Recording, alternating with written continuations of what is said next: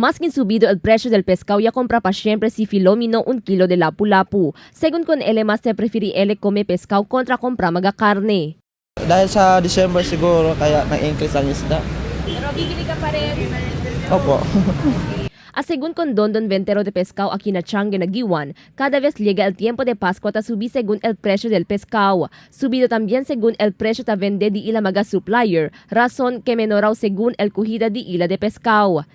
Ara ma'am, binida ma'am, karo ma'am. Por causa na pueblo, karo kami saka.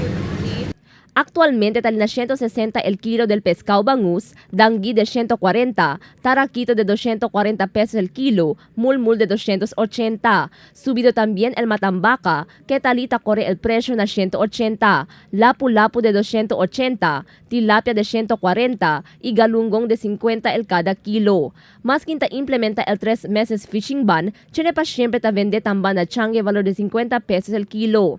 Fuera con ta está normal el precio del carne, puerco y manok na changi. Pero reklamo del mga ventero, menoraw di ila encontrada este año por causa manada ya competencia otro negosyante ta vende na syudad. Aumento pa mga grande establecimiento ya abrir na syudad este año. Kami na siyempre, subiyamos na siyempre ang presyo. Si, medyo mahina ara. Por causa mucho ba, undi-undi lang tabende, mas kinalya kanto kami no, manada. Ta anticipa el mga ventero na changi que aumenta el número de mga clienta compra kanila hasta na día de Pascua y Año Nuevo. Pero yuta ya lang según el posibilidad que el mobe o subi pa el precio de carne y pescado na mga días que viene. Crystal Almonía, Dateline Zamboanga.